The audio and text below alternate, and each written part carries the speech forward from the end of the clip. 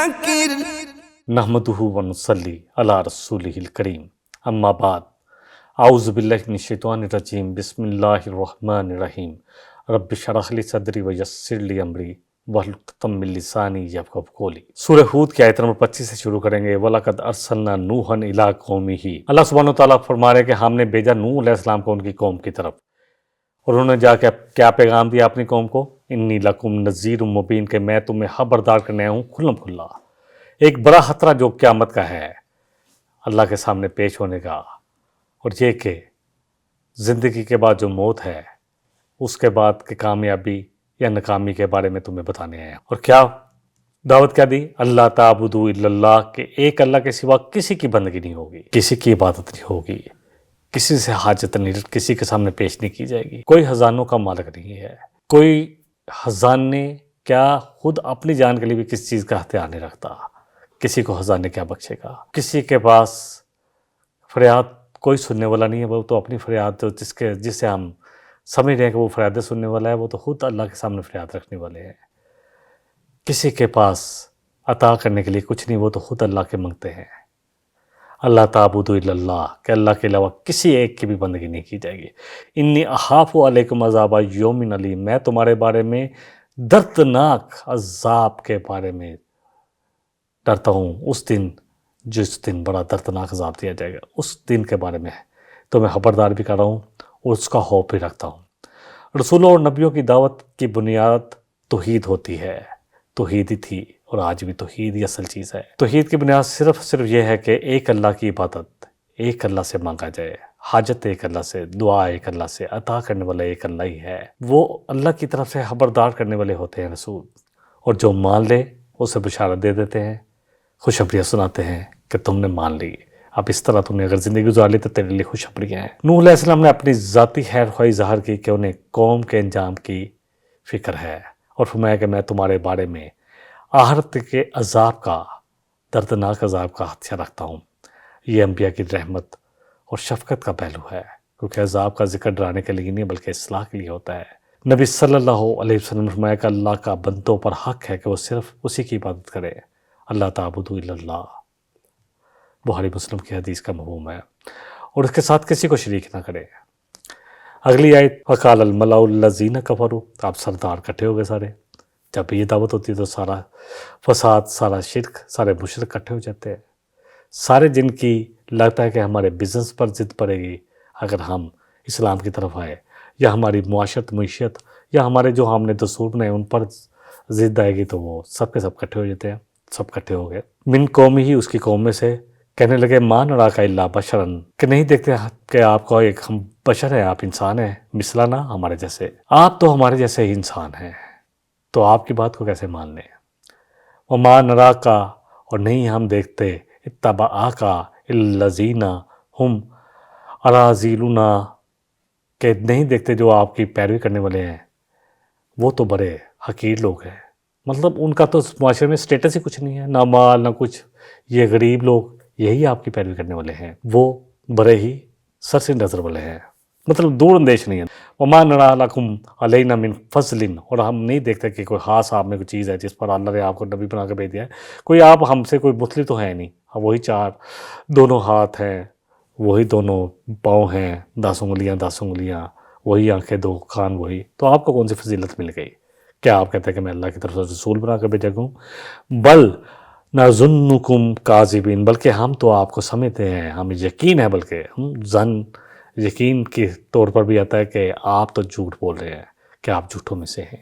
اللہ اکبر۔ تکبر کرنے والے سرداروں نے حق کی مخالفت کا انداز اختیار کیا اور اعلان کر دیا کہ ہم آپ میں کوئی خاص نہیں دیکھتے، اور جو آپ کے پاس لوگ بھی ہیں وہ بھی بہت کمزور سے آئے ہیں، جن کو نہ کوئی دور اندیش ہے، نہ کوئی سوچ سمجھ ہے، قریب غربا لوگ ہیں، ان کو کیا پتا ہو کہ دنیا کیسے چلتی ہے، کیسے چلنی ہے۔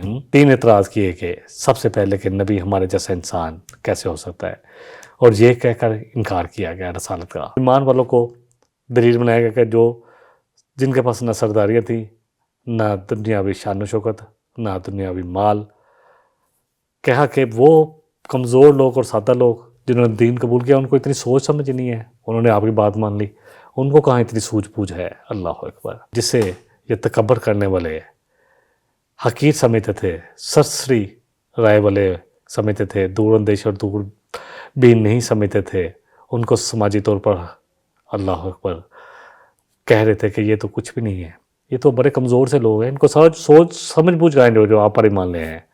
اور نوح علیہ السلام اللہ اکبر کو بغیر دلیل کے جھوٹا ہونے کا الزام لگا کر جھٹلا دیا ہے ان سرداروں نے، ان تکبر کرنے والوں نے۔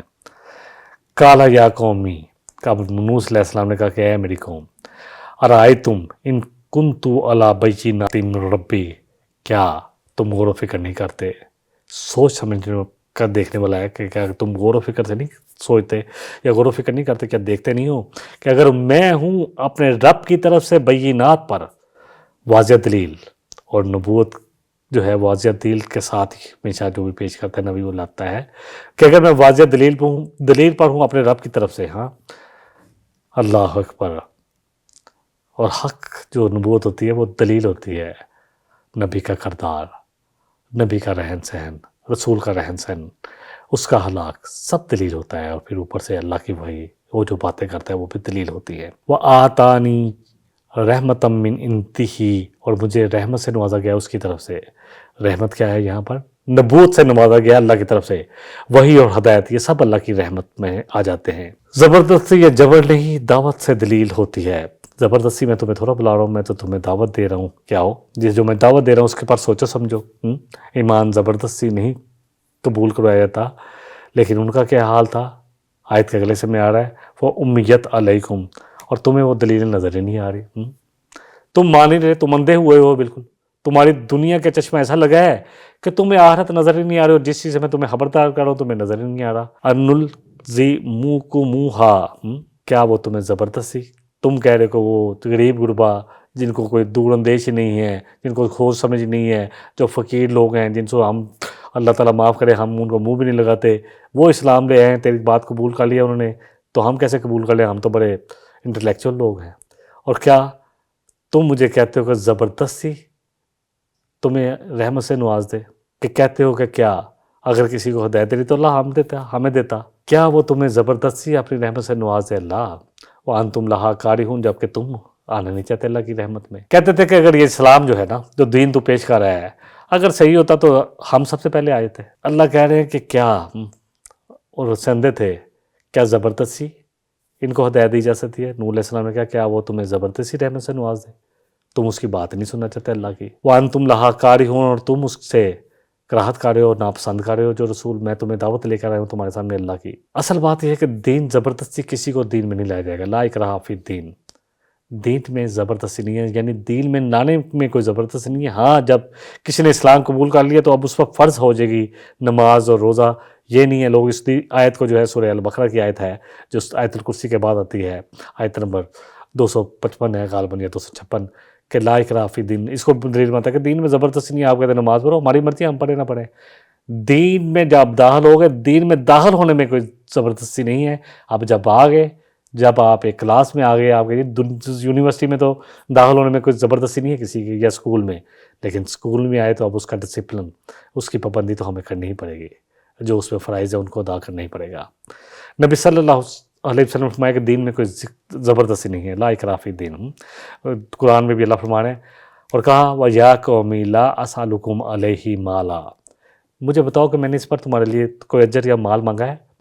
ان اجریہ الا علی اللہ، اور جو میں یہ تمہارے لیے محنت کر رہا ہوں، جو دن رات تمہیں بلا رہا ہوں، صبح شام مجمع اکٹھے کر کے بلا رہا ہوں، اکیلے کو جا کر سمجھا رہا ہوں، تو اس لیے نہیں کہہ رہا کہ مجھے تم سے کوئی دنیاوی اجر چاہیے۔ میرا اجر، میرا سارا اجر جو ہے الا علی اللہ، اللہ کے ذمہ ہے۔ وما انا بطاردی، کہ میں نہیں ہوں بطاردی، کہ میں ان کو ٹھکرانے والا جن کو تم کہہ رہے ہو کہ ان کو ہٹاؤ۔ وہ کہتے تھے نوح علیہ السلام، اور اسی طرح مکہ والوں نے بھی کہا تھا کہ یہ آپ کے پاس فقیر بیٹھے رہتے ہیں، یہ جو ہے حباب بن ارت اور یہ بلال حبشی جیسے لوگ، اور یہ جناب اپنا عبداللہ بن مسعود جیسے لوگ، تو ہم آپ کی محفل میں کیسے آئے؟ تو اللہ نے کہا تھا کہ نبی صلی اللہ علیہ وسلم آپ ہر کسی کو اپنی محفل سے نکالیں گے، کوئی آتا ہے یا نہ آئے، کوئی پرواہ نہیں اللہ کو، آنا ہے تو آئے، لیکن اللہ جو مومن بندے ہیں نا، چاہے وہ غریب ہوں فقیر ہوں، اللہ ان کو بہت بہت محبت کرتا ہے ان سے، اور ان کو بہت زیادہ عزت دیتے ہیں اللہ اکبر۔ تو کیا میں تمہاری وجہ سے ان کو ٹھکرا دوں؟ الذین آمنوا وہ لوگ جو ایمان لے آئے اور جو اپنے رب سے ملاقات کے خواہش مند ہیں، اپنے رب سے ملاقات کی امید رکھتے ہیں، وَلَكِنِّي أَرَاكُمْ قَوْمًا تَجْهَلُونَ، بلکہ میں دیکھ رہا ہوں کہ تم سب جہالت والی باتیں کر رہے ہو۔ کہتے تھے کہ نو یہ تیرے پاس کون سے فقیر لوگ آ گئے، یہ کون سا تو بڑا سمجھ رہا کہ بہت سارے یہ جو جتنے لوگوں نے، کچھ لوگوں نے جو تیری بات کو قبول کیا، ان کو سوچ سمجھ کہاں ہے، یہ دور اندیش کہاں ہے، یہ دور بین کہاں ہے، یہ اتنے سمجھدار کہاں ہیں، تو ان کو ہٹا دے اپنی طرف سے کہ میں، اور کہتے تھے ہم تیری بات سنیں کہ پہلے ان کو ہٹا، ہم پھر آگے شاید تیری بات سن لیں، پھر سمجھ میں آئے گی، وہ ہماری معیار پر پوری اترے گی۔ اور یہی قریش مکہ بھی کہتے تھے۔ اصل تو نبی صلی اللہ علیہ وسلم پر یہ قصے اس لیے پڑھ کے سنائے گے کہ یہ آپ کے ساتھ نہیں ہو رہا، سب جہاں پر امتیں جن پر رسول آئے، جن لوگوں کی طرف، قبیلوں کی طرف رسول بھیجے گئے، سب نے ایسے کیا، جو منکرین حق تھے سب نے ایسی ہی باتیں کی۔ الذین آمنوا انہم ملاقو ربہم، وہ جو نوح علیہ السلام نے کہا کہ وہ لوگ جو ایمان والے ہیں اور اپنے رب سے ملاقات کے خواہش مند ہیں، وَلَكِنِّي أَرَاكُمْ قَوْمًا تَجْهَلُونَ، بلکہ میں دیکھتا ہوں کہ تم تو جہالت پر رہے ہو۔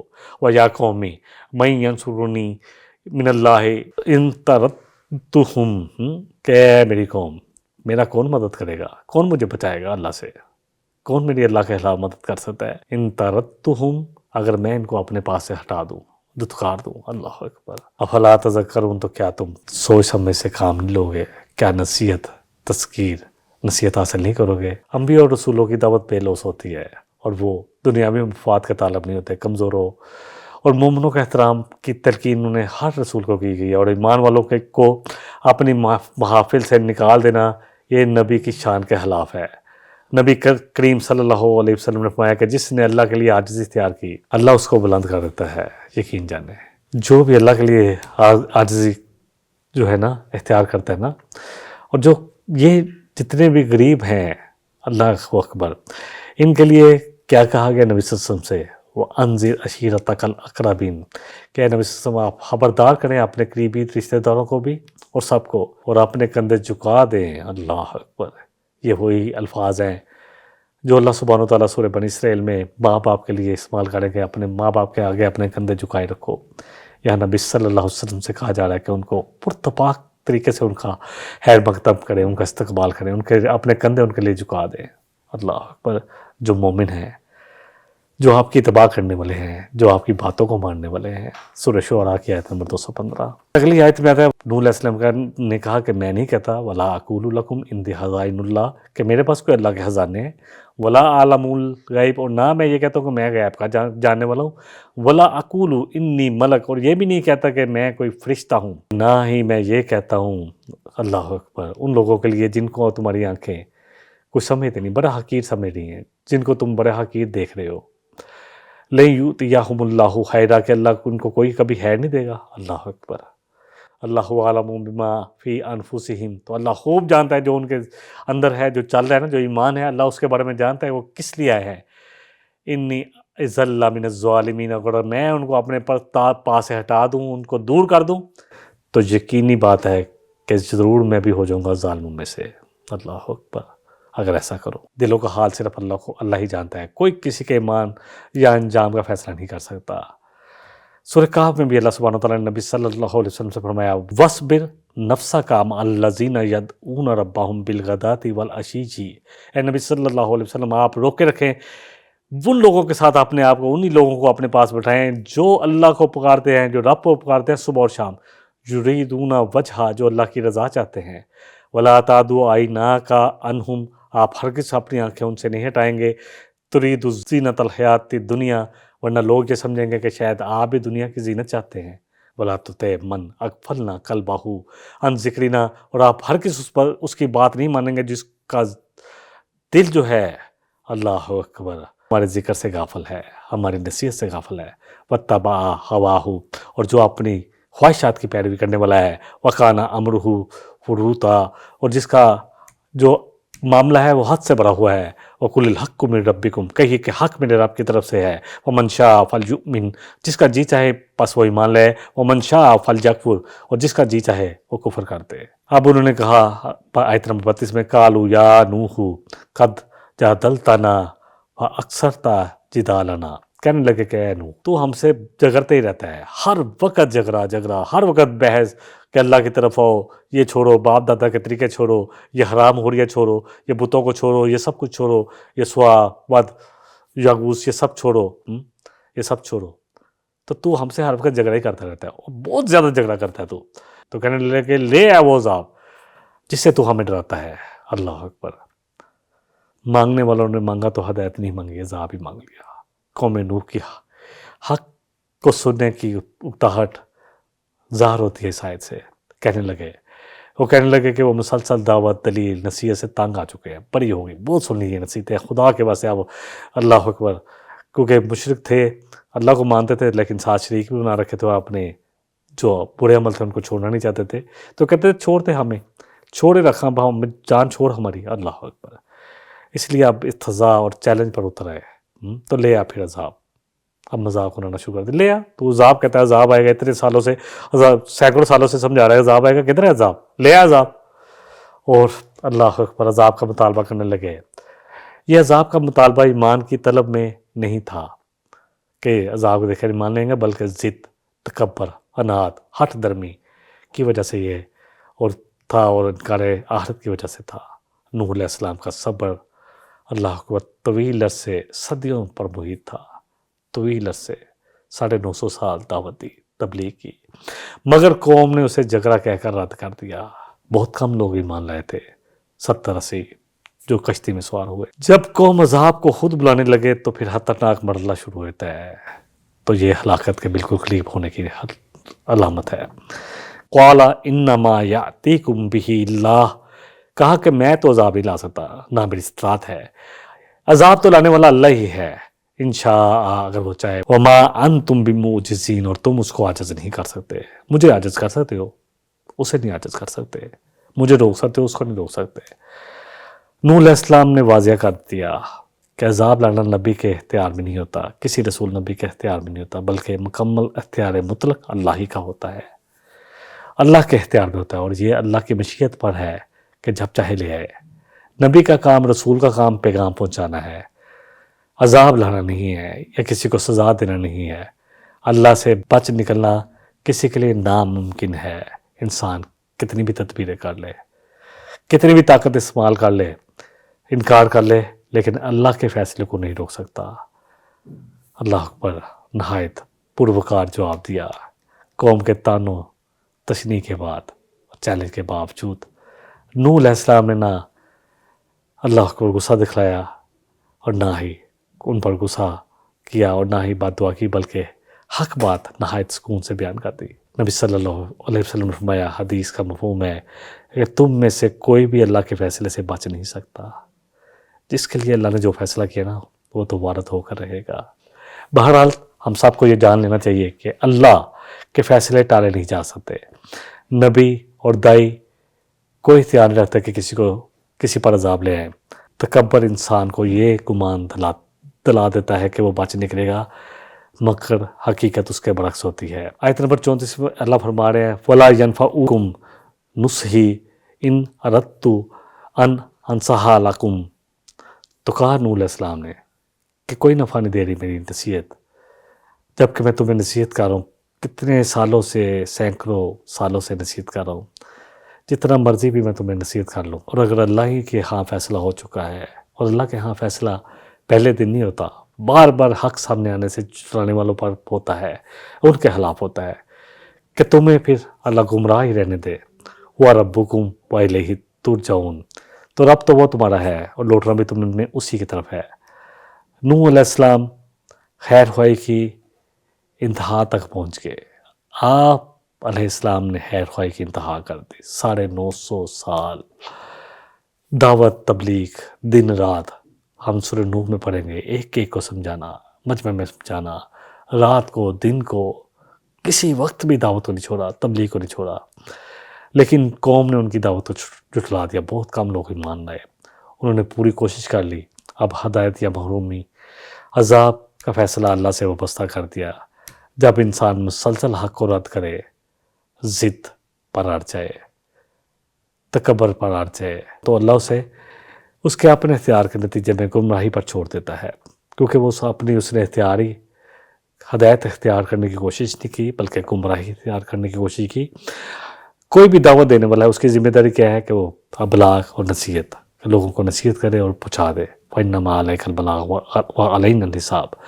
نبی صلی اللہ علیہ وسلم نے بھی فرمایا، سورہ رات میں ہم پڑھیں گے، وَإِنَّمَا عَلَيْكَ الْبَلَاغُ، اللہ فرما رہے ہیں کہ اے نبی صلی اللہ علیہ وسلم آپ کے ذمہ پہنچا دینا ہے، وَعَلَيْنَا الْحِسَابُ، اور حساب لینا ہمارا ذمہ ہے۔ تو نبیوں کو یہی کام ہے۔ انہوں نے کہا اللہ تمہیں عذاب دینا چاہے تو میں کیسے روک سکتا ہوں۔ بہرحال دائی کی جو ذمہ داری ہے، جو بھی دعوت دینے والا ہے، وہ ابلاغ ہے، نصیحت ہے، دلوں کو بدلنا اس کے اختیار میں نہیں ہوتا، انجام اس کے اختیار میں نہیں ہوتا، سب کے سب اللہ کے اختیار میں ہوتا ہے۔ یہی اصل جواب دہی تھی جو ہونی ہے سب کی، اور یہی اصل جواب ہونا چاہیے کسی بھی دائی کا اور مبلغ کا۔ نبی صلی اللہ علیہ وسلم نے فرمایا کہ سب انسانوں کے دل اللہ کی 2 انگلیوں کے درمیان ہیں، وہ جس طرف چاہے پھیر دے۔ اللہ تعالیٰ مجھے بھی اور آپ کو بھی جتنا کہا ہے، جتنا سنا ہے، اصل بات عمل کی ہے۔ اللہ ہم سب کو اس حق کی طرف لے آئے۔ حق قرآن ہے اور وہ حق ذات اللہ خود حق ہے، اس کی طرف سے آیا ہے، اور نبی صلی اللہ علیہ وسلم کا پیغمبر ہونا حق ہے۔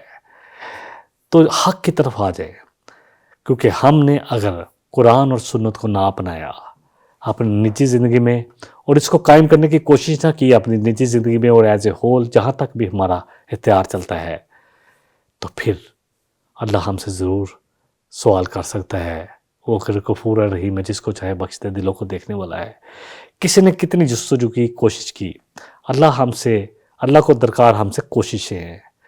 ہم سب کا یہ فرض بنتا ہے ایز اے مسلم کہ اللہ کے اس دین پر عمل کرے، قرآن و سنت پڑھائیں، اور پھر اس کے پیغام کو پوری دنیا کے انسانوں تک پہنچائیں۔ یہ ہمارے معاشرے میں بھی قائم ہو، ہماری تجارتوں میں بھی نظر آئے، ہماری اسمبلیوں میں، سینٹوں میں، اور پورے جو ہے عدالتوں میں، ہر جگہ نظر آئے، تبھی ہماری کامیابی ہے۔ ایز اے انڈیویژول تو ہمیں محنت کرنی ہے، لیکن ایز اے ہول اس کے لیے بھی پوری بھرپور کوشش کرنی ہے۔ اللہ تعالیٰ مجھے اور آپ کو اس کام کے لیے چن لے۔ وآخر دعوانا ان الحمد للہ رب العالمین۔ سبحانک اللہم و بحمدک، اشہد ان لا الہ الا انت، استغفرک و اتوب الیک۔ والسلام علیکم ورحمۃ اللہ وبرکاتہ۔ إن هذا القرآن يهدي للتي هي أقوم ويبشر المؤمنين الذين يعملون الصالحات أن لهم أجرا كبيرا